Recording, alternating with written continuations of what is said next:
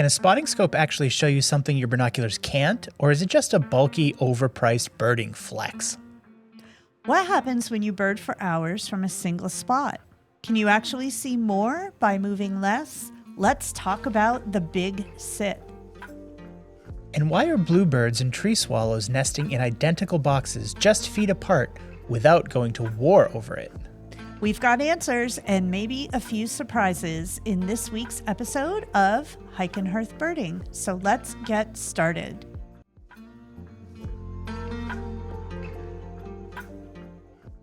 So Dustin, I know that you already have a really amazing pair of binoculars that you invested in about a year or two ago. But I know you also have a spotting scope. So what does a spotting scope give you that your binoculars don't? Well, the simple answer is reach. A spotting scope is a bigger lens, gets you closer to the bird, but it comes at a high cost. So you really want to use it in sort of like specialized application. That higher magnification is great when you can be still and you want to look for either a bird in a great distance or look at great detail on a bird that's maybe a little bit closer by. But it requires some stability and they're great for sharing. Okay. All right.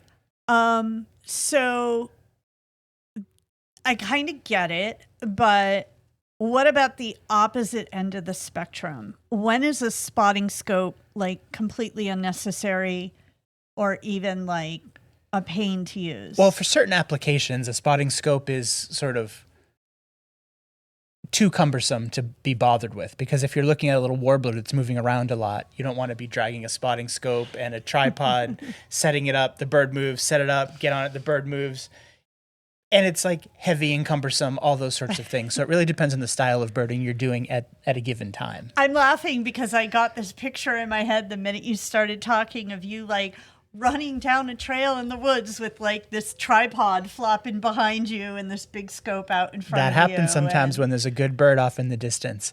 But spotting scopes do have a place. They're really great when you're looking at, say, shorebirds off in the distance, that kind of thing. Okay.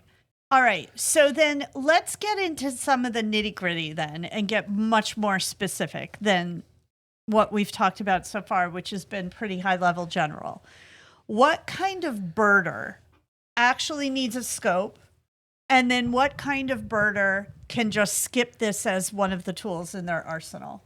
Well, beginning birders don't worry about a scope whatsoever. But you'll get to a point or to a particular situation where you realize you would like that extra reach. And people with scopes are great about sharing the view that they get with other people. So don't be shy about going in groups and then using someone else's scope now and then to get a sense if that's something that you want for your toolbox.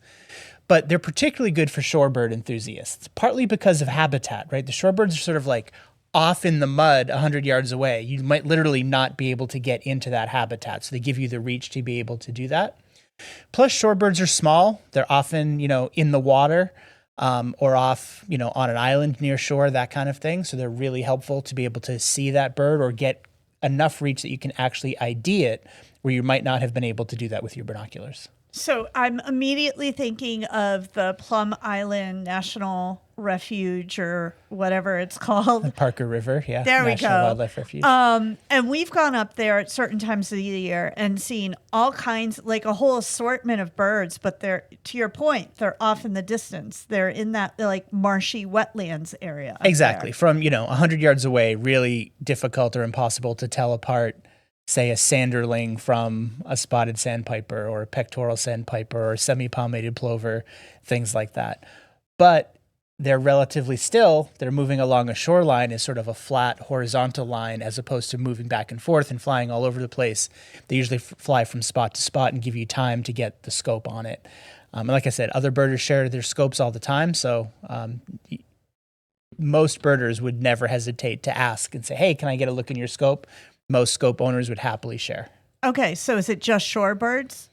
No, I mean, waterfowl are great for this too. Sometimes you're looking at a bird way out on the lake on the far distance. Some waterfowl are super skittish. Even if you could get close, they would never let you get close. So they're really good. It can be good for seeing raptors, especially at like hawk watch during migration time when there's large groups of raptors going through the sky, or when it's at a really great distance where you can't even tell enough with the naked eye or with binoculars. But at a great distance, you can get a scope on a bird enough to be able to get the ID field marks that you really need to be able to see them. So it can be good for that. We mentioned shorebirds, but also if you are a veteran, being on a boating trip out to sea, that can be good to get a scope on a bird on an island, but it can also be tricky because if the boat's moving and rocking, it kind of can defeat the purpose of using a scope. No, thank you. Lynn's turning green just thinking about it. I totally am. And lastly, there's a whole style of photography called digiscoping, where someone takes their phone camera and holds it up to the lens on a scope and takes a picture through the scope's glass. It's a little bit tricky, but it's with a little bit of practice, it's a really easy way to get a decent picture to be able to share with folks on social media without spending a ton on equipment, especially if you're borrowing someone else's scope. Okay, that's really interesting. I might have some more questions for you on that now that I'm thinking about it. But staying on point with this particular part of the discussion. So those are great examples of who would benefit from a scope. Who are the people who can skip it? You mentioned new birders, but like just in general, like what's your list of people who don't need one? Yeah, there's a whole skill to being able to set up a scope fast enough to keep it on a bird, particularly if it's moving. So new birders, backyard birders definitely do not need a scope unless they have something really specific and still that they like to keep their eye on, like maybe an owl nest box in the distance or something like that, or a known nest cavity. That could be great. But for the most part, backyard birders skip the scope. Forest and woodland birders, often we're moving to get a better angle, always relocating. The birds in the forest are typically not very stationary. They typically don't need it either. And birders that are there for the sound of it, that really like IDing sound. A scope helps you get a better look at a bird, maybe, but it certainly doesn't help you hear it any better. And anyone who's not like dedicated to birding, if you're a hiker, weight is super important to you. You're not going to want to carry a scope and a tripod and stuff to do that. So it has to be someone who's not just incidentally birding, but who's dedicated to it or knows that there's like a rarity there that they're going to be able to see. Like if there's a flamingo off in the distance, that's a great opportunity to use a scope, but most of us don't get the chance at flamingos or things like that. And then lastly, a scope it's not really a rite of passage or anything like that. It's a tool, and that tool matters to you when it solves a problem. So don't get a scope because you think you need the next big thing. Wait until you're frustrated that you wanted to get a better view and you have an actual problem to solve that a scope can take care of. I like that. I think that's really practical and insightful advice. Okay, so has your spotting scope ever helped you do something like ID a bird that you would have missed? Sure, but I just have kind of an entry-level spotting scope. It's not really my typical style of birding. I will set up my scope when there's some birds I know out on the lake, and I can set this up like in our dining room through the front door and get a good look at a bird. I don't usually bring my scope when I'm out birding unless I'm going to sort of a known fixed location, maybe an osprey nest or something like that. But there have definitely been times when we're at Parker River or something and another birder had their scope set up on top of the observation tower. And I was really glad to take a look and help me get an ID or look at a lifer that I hadn't seen before. I want to go back to something that you mentioned right at the start because it sounded really interesting to me. And I don't know, maybe this is how you're going to get me to stand still in the woods. But okay, so using a spotting scope for photography, like what is that all about? Well, it's kind of what you think, right? Almost everybody has a phone in their pocket, and that's your go-to camera. Most people do not have a fancy telephoto zoom lens that might cost several $1,000s with a fancy DSLR or mirrorless camera, but you do have that camera in your pocket all the time. The best camera is the one you have with you. And the way to get that camera onto a bird in the distance is to get it through some glass. And there's some birders that even like to take their binoculars and digiscope right through their binoculars. So it is totally possible to hold your camera up just right. It takes a little practice, but to be able to digiscope, it's called, directly through your binoculars or directly through the scope for the best picture. And the scope is usually easier to do it than your camera, because when you're holding your phone and your camera, both things are moving. When you have a scope, usually it's on the tripod, so you just have to move your camera. And there are manufacturers that make dedicated mounts that allow you to clip your phone right onto the eyepiece of the scope, so you can get the picture that you want. So digiscoping is mainly done with a mobile phone camera. You wouldn't do that with like your DSLR. Definitely not with a big DSLR. I mean, I have a lens to do that. I guess theoretically, if you had a point and shoot or a small portrait style camera, you could do it the same as with your phone, but most people aren't carrying both a phone and a basic point and shoot. I think that's really, really cool. Do you think there's people that forego having like involved camera setups because they just go this way instead? Absolutely. Yeah, there's tons of birders that prefer that because they might have been going to bring both of those things along anyway, and they don't want to bring another piece of equipment just to take pictures. Yeah, and there's some really good birders out there. There's a birder that goes by the handle The Bird Chick. Her name is Sharon Steitler, and she gives bird tours essentially focused on digiscoping, like just to teach people how to do that and get good at it. That's really it's fun. a technique. It requires a little bit of practice, but you can get really good at it without too much, time investment. All right. Well, maybe our audience wants to check out her. So yeah, that's really, really cool. Okay. So let's say someone decides watching this, you know what? All of these criteria kind of fit my needs and what I want to do next. Like, what should they think about when it comes to buying a scope and spending that money? What are some of the general things people need to keep in mind? Well, with any optics, the first thing is to settle into your budget and understand what you are willing to spend for the tool that you're buying. Entry-level scopes start at maybe $200-$300, but go up to $2,000-$3,000 to a really nice Swarovski scope. Yeah, I can imagine.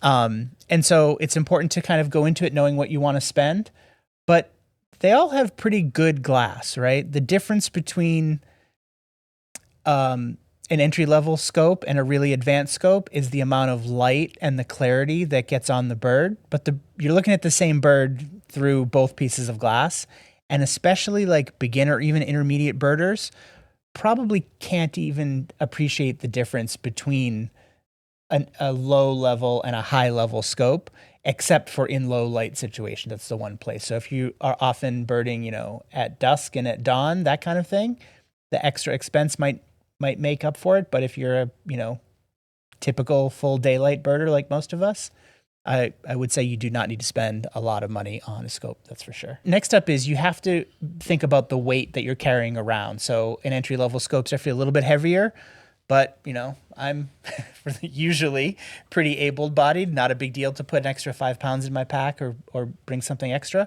But it also requires a tripod because you can't just hold a scope by hand. You're moving around too much, right? Yeah, that would be awkward. So you need a tripod, a good heavy-duty one. The tripod I use is a medium to high end, but not super high end.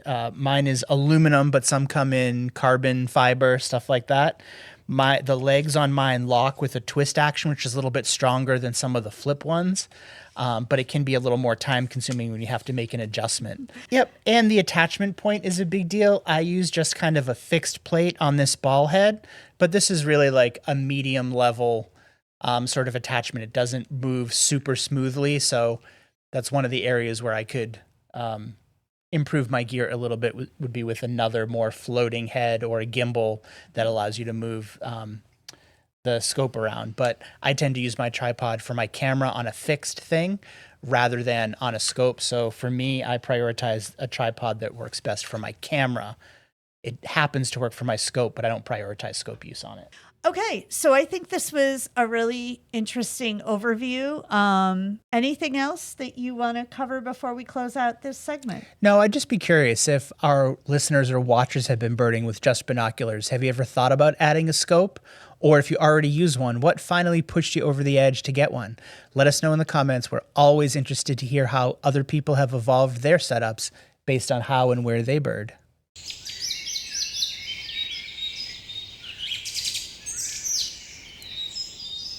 All right, our featured topic of the week is an interesting one. Big sit. Do you the viewers know what that is? I did not know what that was when it showed up on our Google Calendar for our household. So Dustin, what is a big sit? You just got back from one this afternoon. A big sit is an intentional social birding activity from a fixed location. So you literally sit there and try to find or hear or identify as many bird species as you can from that location. So because it's stationary, the selection of the location is really important. You usually want to do this from either an established birding hotspot or a spot that you know has potential to be a birding hotspot, but you want to create some documentation for it, or a site that's either established, a known site for birders, or one that you maybe want to publicize and get some birders to come visit for the first time. So these are typically part of a planned, organized event. So it's either a big sit day or sponsored by local bird clubs, stuff like that.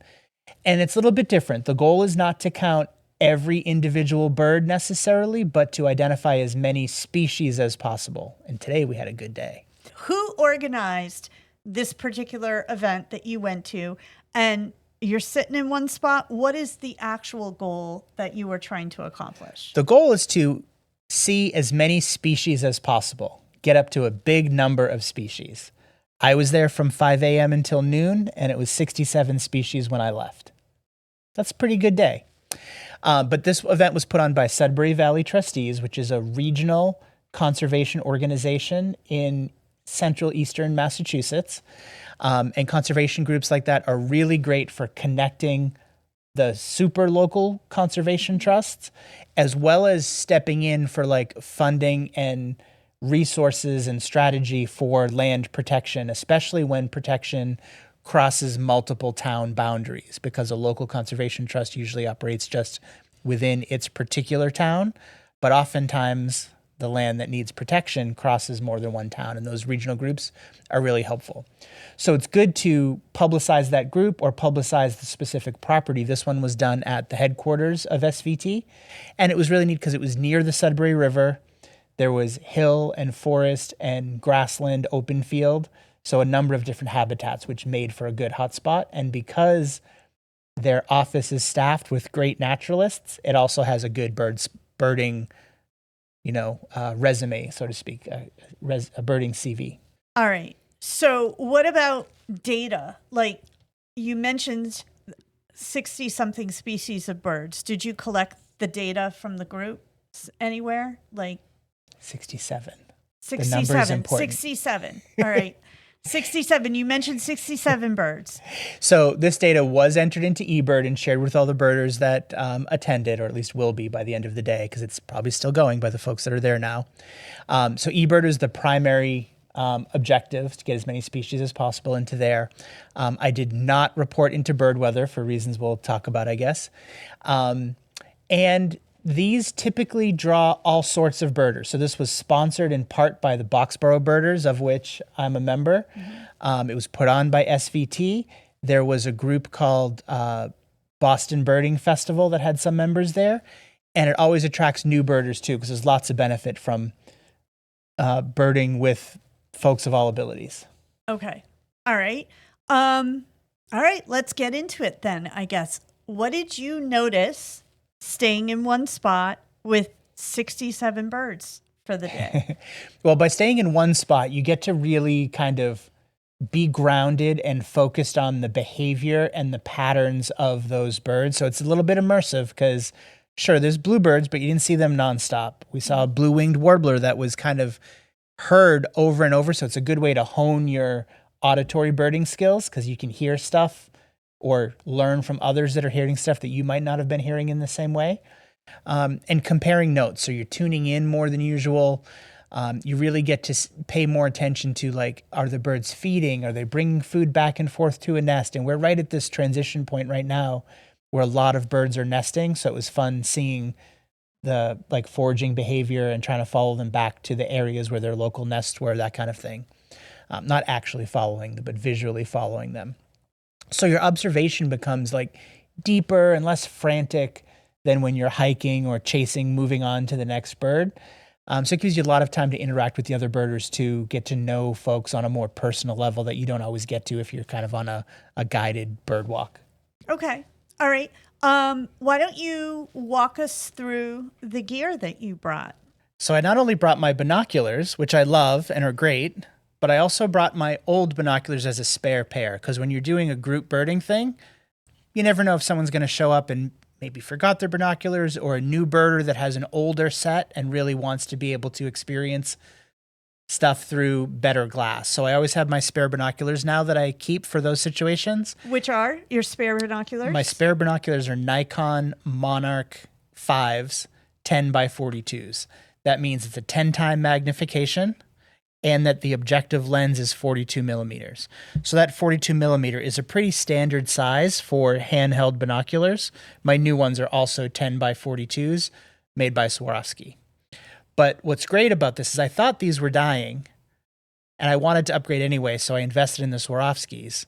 But then I sent my Nikons back to be repaired and they fixed them under warranty, like lifetime warranty. Nice. So now I have 2 good operative sets of binoculars.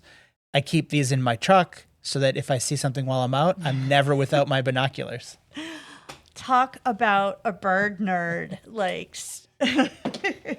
And in addition to that, I brought my scope that I showed earlier, and you can see the scope has a much wider objective lens, but is heavier and attaches and all that kind of stuff. I actually didn't use my scope. I left it in the truck because it was nearby. That's one of the great things about a big sit is it's usually at, a fixed location, easy access to the car, that kind of stuff. So I left it in the car so that if I wanted it, I could go grab it easily, but I ended up not using it. Someone else had a scope there that was actually better than mine. And he didn't need more than one scope for 10 people on birds that are flitting all over the place. Okay. And of course, my tripod. And I brought my new puck that we talked about last week as well. Were you really sitting in one spot? Was this like bird meditation? That's like, I literally picture all of you guys sitting crisscross applesauce in a field. No, we all brought our camp chairs, or some people had like beach chairs and stuff, and set them up. This place had a building with stairs down to the field, and at the bottom of the stairs, we were set up with all our chairs and stuff. That overlooked the field and a little valley towards some bigger trees. And behind us, on the other side of the street, there was one sort of loop trail behind SVT's building.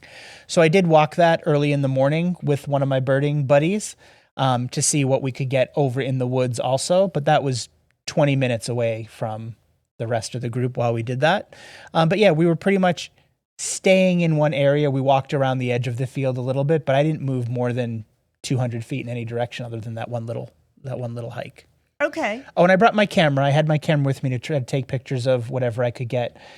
We had lots of swallows and chimney swifts, and the raptors were slow to come out. The star of the day was really a blue-winged warbler, which has a really great like beeps, beeps call. So I was able to hear that over and over hundreds and hundreds of times. So now it's ingrained in me. Did you see him? We did see both the male and female blue-winged warblers, but not tons. I have some okay pictures I got. We'll add them in.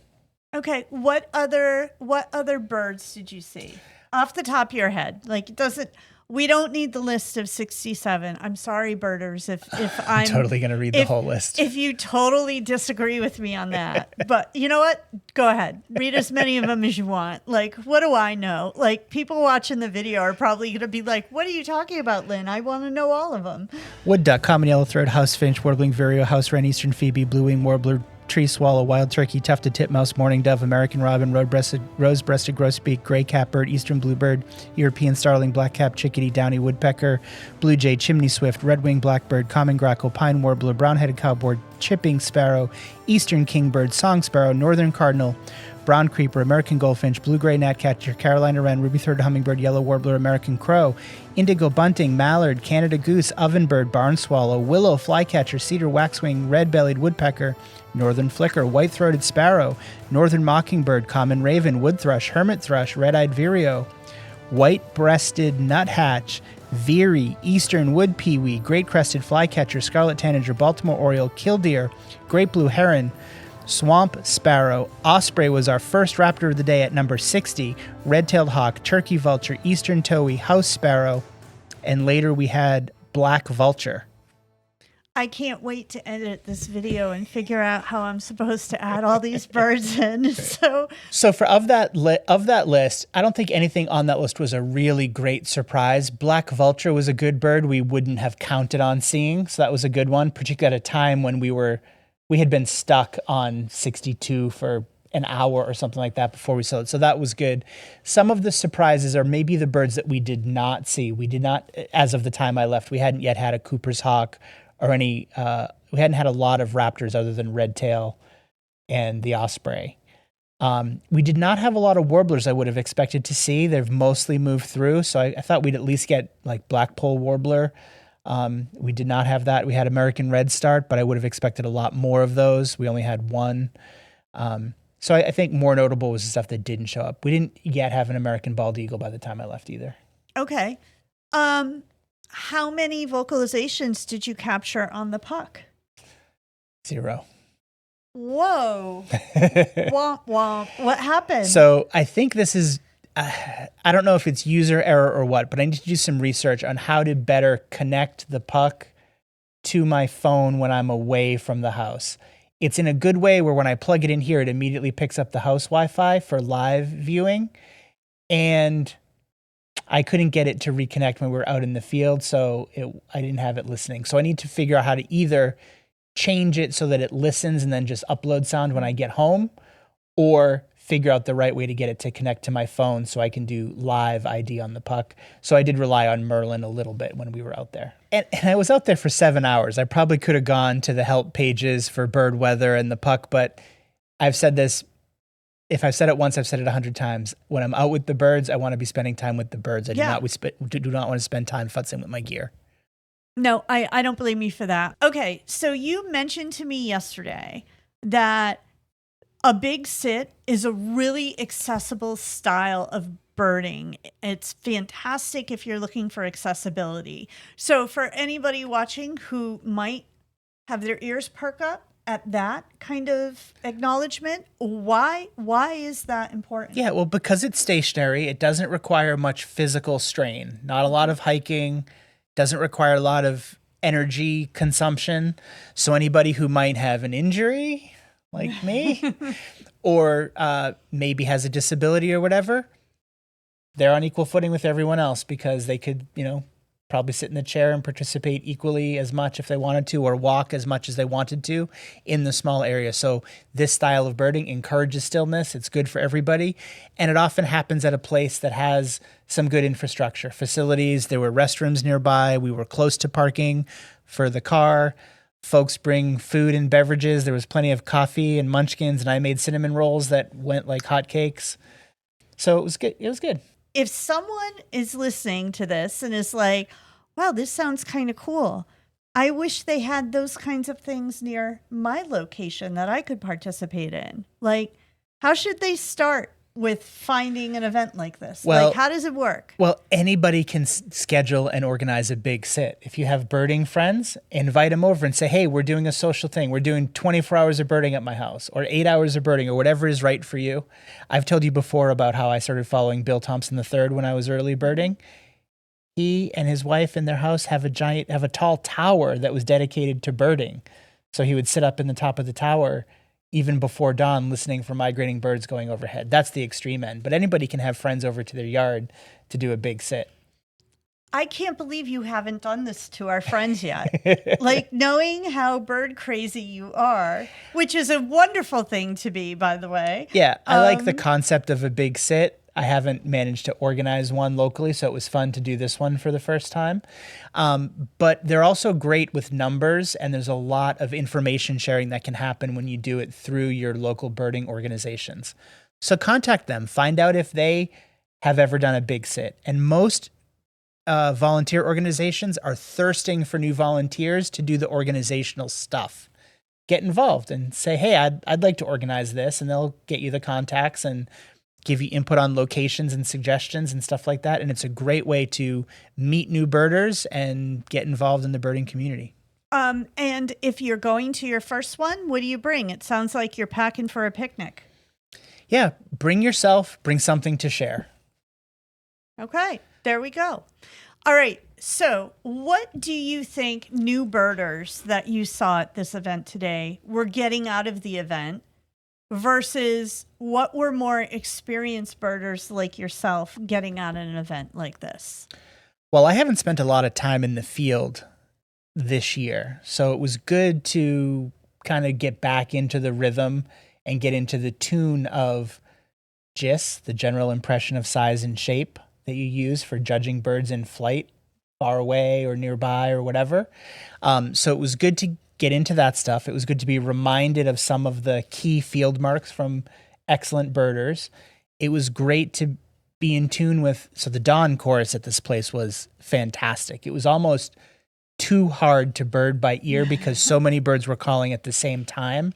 It was hard to discern them. And that's one of my, not complaints, but one of the drawbacks of the puck is sometimes it hears different birds in such close succession that it mixes them together and misidentifies a sound as a species that probably isn't there.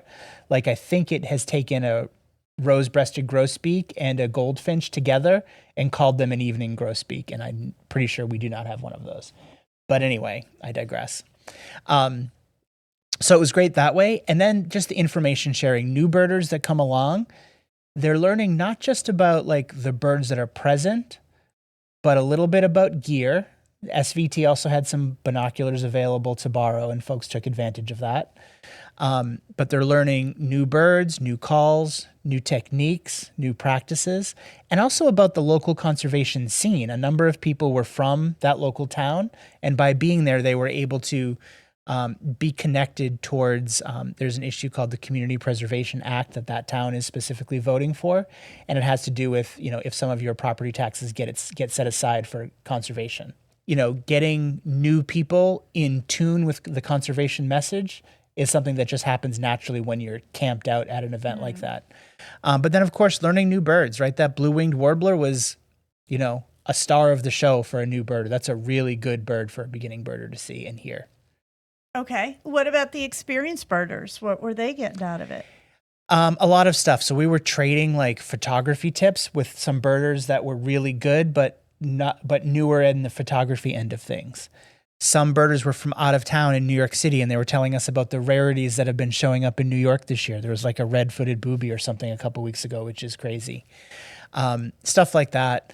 You start to learn about kind of the history of land and different people's knowledge of, different parcels, where the hotspots are, what fun birds they've chased lately, that sort of stuff. And a lot of like the mnemonic devices, like we were talking about indigo bunting, which to me sounds like 3 pairs of notes, like 1 1 2 2 3 3, 1 1 2 2 3 3, and someone else was like, "Oh, I remember that as fire, fire, where, over, there," which is easy to remember. I probably will remember that for a long time now that he's shared that. And other people like the 1 1 2 2 3 3 that I brought to the table. Everything resonates differently with people. What's your overall kind of takeaway after going to a big sit? I enjoy immersive experiences, and I really enjoy hanging out with other birders to learn more about them on a birding level, but also a personal level. So it was my first big sit, but I knew I would like this, and I did. So whether it's your first or your 50th big sit, I think events like this are why you go birding, and it's not just about the checklist. It's about paying attention. It's about being a part of a place and connecting with people who see the world the same way that you do. I love that. I really love that. And if you, as you're watching, have ever joined a local birding event, whether it's a big sit or anything else, we would love to hear about it. What made it memorable for you? Are there specific birding events that you look forward to every year? Let us know. Maybe we'll put them on our list. And if you've never been to one, what's held you back? Let us know in the comments. We are always up for swapping stories, aren't we? Sure. Okay, everyone. So we have wrapped up our wood duck nest box season. The wood ducks are still on the lake, so you'll probably get updates as we see the babies around on the lake, but we're done with those nest boxes.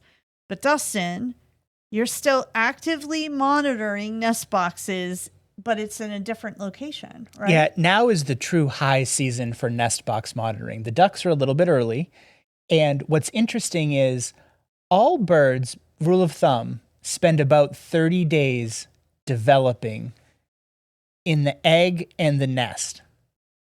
The wood ducks are unique because they spend all 30 days in the egg, they hatch, and they jump out the very next day. They spend very little time in the nest. But by contrast, the bluebirds and tree swallows spend about 2 weeks in the egg and then about 2 or 3 weeks in the nest, continuing to develop after they hatch because they have a much smaller body. They lay much smaller eggs. They have to make a trade-off. So that means the bluebirds have been already reproducing, and we've got some older bluebirds. And the tree swallows are really just hitting their stride. We usually get the first tree swallows to hatch around June 1st. So for the next couple weeks, it'll be all about egg count, hatchling count, and hopefully a successful fledge in our future. You've never really walked us through how the nest boxes are set up out in the meadow where you run that program for the tree swallows and the bluebirds. So I'm going to get ready to pull this up on my screen. This is a Google satellite image, right, of where your nest boxes are located. Can you kind of walk us through, like, give us an overview of the location and kind of what we're looking at here on the screen? Okay, so on this map, we've got an upper field on the right-hand side and a lower field. And our lake happens to be off this image over to the left-hand side. So when I hike up into this field, I come and I enter up here at the top. And on this field, the first year, I put 8 boxes to see if it would be successful.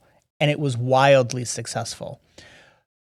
And I learned that you can pair nest boxes together if you do so kind of deliberately and intelligently. But bluebirds, eastern bluebirds, do not tolerate other eastern bluebirds nesting in boxes near them. Tree swallows don't generally tolerate other tree swallows nesting in boxes near them. But those two species will tolerate one another. So once my first 8 boxes were successful, the following year, in 2016, I paired them up. So now there's a pair of boxes here and a pair of boxes here and so forth all the way down the field. And then I go across a trail through here and then work my way up this field. So when I go to visit, I use NestWatch best practices to never leave a dead-end trail to a nest box, to never visit during inclement weather or in the morning when egg laying time happens, and to visit very, very briefly to make for minimal interruption. And because I go twice a week, the birds in this field have kind of come to know and trust me. They're invested in these boxes. A quick check does not deter them from that investment, and they stay engaged. And over here in the summary, we can see I visit 16 boxes. 13 of them have active nesting attempts.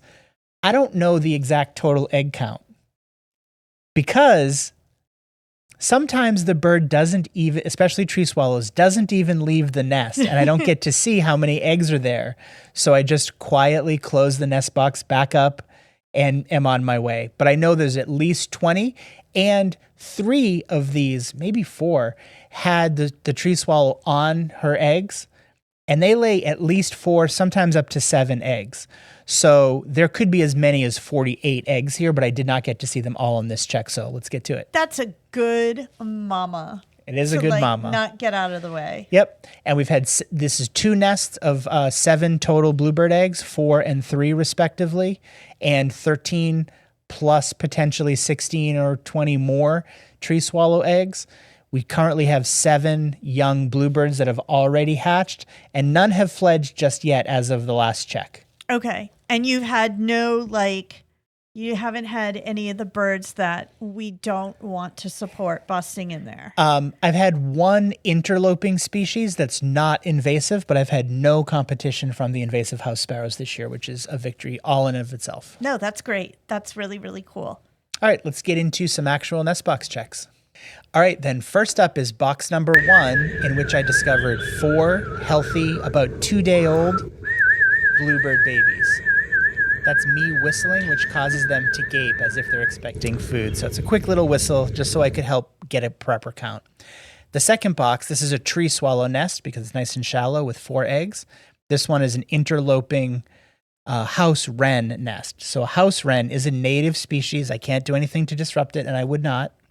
But they fill the heck out of this box up with They sticks. sure do. How does she get in there? She makes a little hole for herself up in by the entryway and a little tunnel. I So can see it. she would enter in over here and then make her way down. And the nest might be way down in here, but there's no way for us to tell. Yeah, so you guys can't see the hole to the entrance because I'm blocking it over here.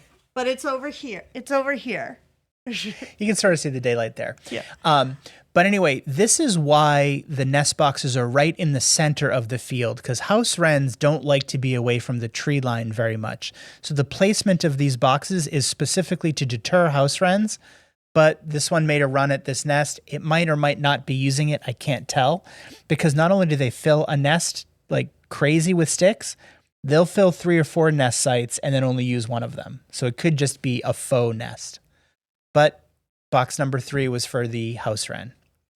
The next one was a tree swallow that stayed on the nest and didn't move. Are those her feathers? They're not her feathers. So they gather their feathers from other birds and use them to feather the nest.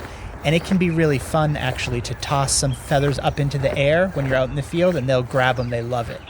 As I was moving to the next one, I saw something interesting. We're going to zoom in on it right here. There was a deer right in the field. Oh, look how beautiful she is. And I was very suspicious that she might have had a fawn in the grass. I did a little looking around to see if I could find one, but if it was there, I did not find it. Have you found a fawn in the field before? I have literally happened upon a fawn a couple of times just in the grass near the boxes when I was going to do routine checks. This next box is just a started nest, so this one does not have an attempt yet. Here's a second tree swallow that stayed on her nest. I think there's a video of this one as well that just shows how sweet she was.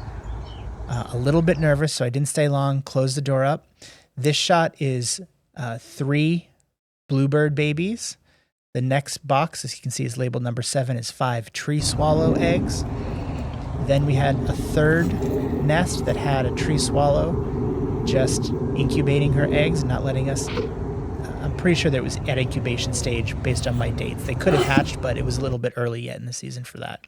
This one you can see has 6 tree swallow nests, again, nicely feathered with feathers from other birds. And then this is one of the last boxes. This box is 11 years old, but nicely covered with lichens and Not such. too happy with She you. wasn't too happy, so I very quickly turned off the camera and was on my way. All right. And they stick around because you're there all the time checking, so they're acclimated to you. Yeah, I mean, partly they want her.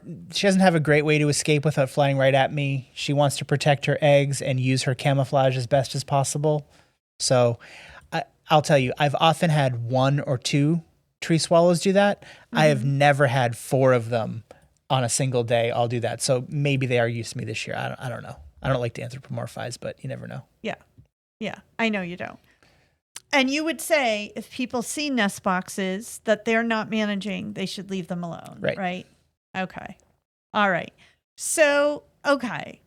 Now that we understand the setup and you've walked us through what the update is, can you, for anybody who might not be entirely familiar, kind of give us just a little overview on these 2 birds to kind of round things out? Sure. They're both cavity nesters, and humans over the years have done too good a job of removing dead trees without respect of what birds need to use the cavities that are in those dead trees. So it's really important to create cavities that help replace all of the ones that get knocked down in suburban yards and on developed lake shores and things like that.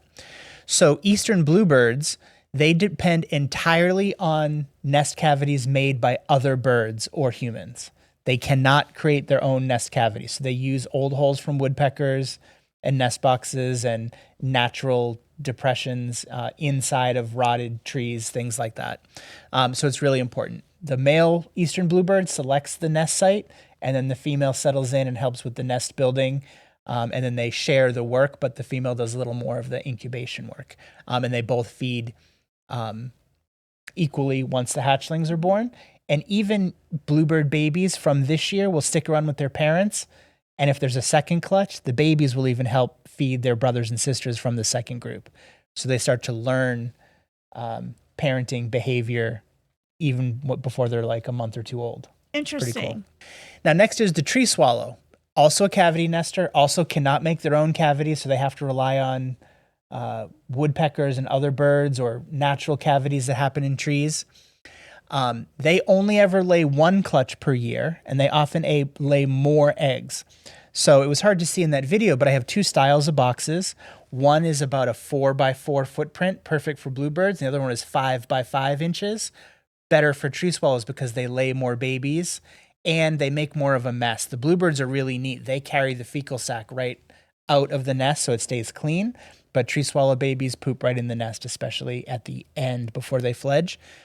And they're also in the nest box longer. Tree swallows stay in the nest for about 21 days after fledge, 21, 22 days, after hatching, because they need to be able to fully fly and catch and eat birds on the wing right when they leave the nest. So bluebirds will leave and go to a tree and be fed for a few more days in the tree, but the tree swallows, they fly out, and even if they're being fed by the parents, they're being fed mid-air and always eating on the wing. So they spend a little more time developing so that they're truly like very good flyers the minute they leave the nest. That's really amazing. Yep. I can imagine. And their eggs are pure white, whereas the bluebird eggs are blue. And we saw all those feathers in the tree swallow nest. They feather their nest with feathers from other birds that they've collected. So there were turkey feathers in there and hawk feathers and all kinds of stuff, but those are not their own feathers. And a really fun game if you're around tree swallow boxes during high nesting season is to bring a pocket full of feathers from an old pillow or something and toss them up in the air, and the tree swallows go crazy trying to grab them. All right, well, that's the update. But before we move on, what can we expect over the next couple of weeks? Because we'll certainly be giving more updates on our channel. But what should people expect? This is the high season. So bluebirds are already fledging. We should have some baby bluebird pictures, hopefully, if I can find them. But they'll definitely be fledging. Definition of success is one bird successfully fledged from each clutch. Okay. Now, we had some cold, rainy weather here, so it has been challenging for them the last week or so, but I'm confident. I think we'll see some successful fledges to report. And the tree swallows right now, you saw how many eggs they have and they're actively incubating. I have not seen a new tree swallow hatchling just yet, but I suspect the next visit I go, we'll see them, so stay tuned. And then lastly, don't forget to subscribe to get continued updates. And in addition to these long form videos, we'll post some shorter videos in the in-between time so you can see those developments. So that is all for today's episode. But before we head off on our next adventure, this is your reminder that you can find Dustin's photography and links to all of our content channels at hikeandhearth.com. And be sure to subscribe to our YouTube channel and follow us at Hike and Hearth Birding on Instagram to keep up with everything we're doing out in the field. Absolutely. Okay, Dustin, I think it's about that time. Are you ready to send us and our viewers off on our next adventure? I sure am. As always, friends, keep your eyes on the skies and your hearts in the wild. Bye, everyone.